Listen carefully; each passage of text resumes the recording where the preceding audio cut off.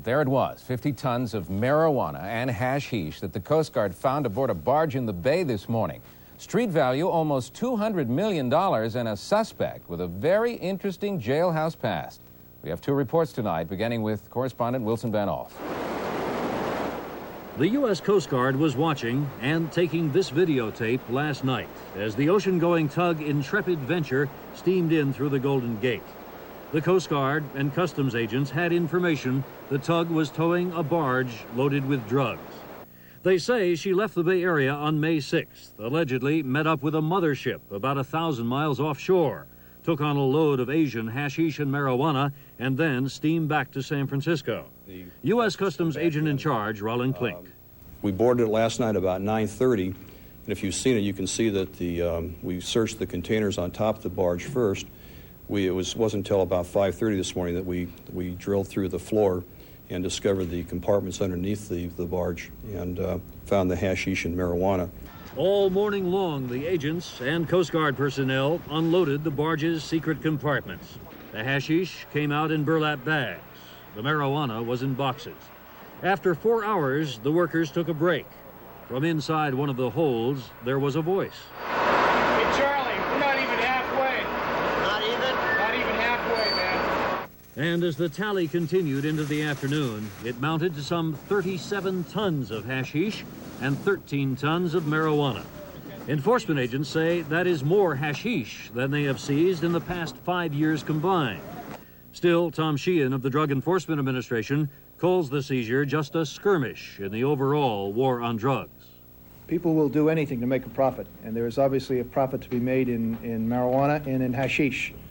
I think what's unusual about this case is that we have what appears to be Southwest Asian hashish and Southeast Asian marijuana. That indicates to us that it's a pretty sophisticated operation, at least as far as the overseas portion of it goes. Authorities will be asking the people arrested aboard the Intrepid Venture who their overseas contacts were and where they were getting the money to buy 50 tons of drugs and the ships to carry them in. Wilson Van Alst, News Center 4. I'm Bob Serkin in Napa, where this morning a team of federal agents broke down the door of this house, beginning a day-long search for more evidence in the huge drug smuggling case. This is the business address for Dredge Masters, a tugboat company owned and operated by suspects Calvin Robinson and his family. It's also the home of Robinson's sister, Sue Lemons, and her husband, Don. Sue Lemons, the bookkeeper for Dredge Masters, a company federal agents say the Robinson family used to launder its drug money. This Napa Mortgage Company is another business under investigation for alleged drug money laundering.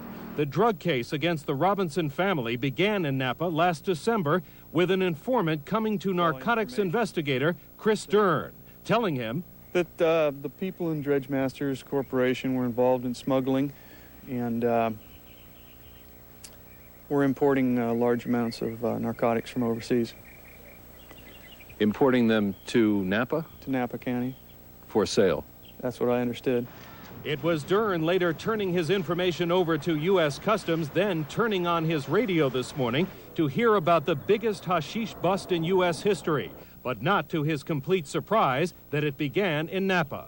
It's a place where people who are involved in organized crime at the higher levels are going to raise their families and their children. We're talking about a tremendous amount of marijuana, hashish, and money here. Does it shock you? No, it doesn't. We are in a world where we're at war with drugs in our country. 47-year-old Calvin Robinson of Corning, the alleged kingpin of the smuggling empire, is no stranger to trouble. According to federal agents, Robinson has served a total of 19 years in prisons for crimes ranging from breaking and entering to counterfeiting. Robinson released earlier this year. In 1980, while doing time in the Lompoc Federal Prison, Robinson's cellmate was the notorious convicted Soviet spy Christopher Boyce. Robinson was accused of helping Boyce escape Lompoc, but the charges were later dropped and Boyce was recaptured. Federal sources close to this case tell us more search and arrest warrants are being drawn up and will be served in Napa and other parts of Northern California later this week. Bob Serkin, News Center 4, Napa.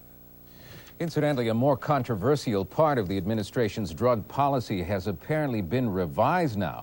The Justice Department confirmed today that it will no longer seize vessels found with only small amounts of drugs if these boats are in international waters, but the so-called zero-tolerance policy will still apply within the 12-mile limit. From the drug... The total haul, 12.5 tons of marijuana and 37.5 tons of Afghani hashish welded into the barge. Authorities believe the tug picked up its illicit cargo from a mothership about 1,200 miles off San Francisco. They believe it was part of a huge, well-organized, and extremely well-financed international drug cartel. We estimate that the total street value of the seizures today was somewhere in excess of 160 million, 162 million. What would have been required as a down payment for that overseas is anybody's guess. A guesstimate is $8 to $10 million. No one from the government's drug task force is pretending that the $162 million seizure is going to put an end to drug trafficking, but they do insist that it will have a powerful effect. It's a financial loss. This ruined their whole day. They're hurting. 5 people were on board the tug at the time of the seizure. They were Calvin, Frank, John, and William Robinson, along with Wesley Bastin, all from the Bay Area. And the DEA thinks they were specialists. You have the transportation experts, you have the offload experts, you have the financiers, the people who handle the return of the cash going back overseas. Authorities say that the drugs that were seized here were probably not going to be sold in California, but were going to be shipped back east. The hashish was due to be adulterated with something of the same color and texture, literally horse manure, and then sold to unsuspecting customers in major American cities. The DEA says the only way the United States will win the war on drugs is for both smugglers and users to finally find out that the risks are just too high. In San Francisco, Paul Jeske, Channel 7 News Tonight. By the way, horse manure is a common additive in cases like this. And last night when Channel 7 News originally showed you the exclusive footage of that huge bust getting underway, we had no real idea what the tug, again named Intrepid Venture, was actually hauling. Well, obviously now we know. Donna?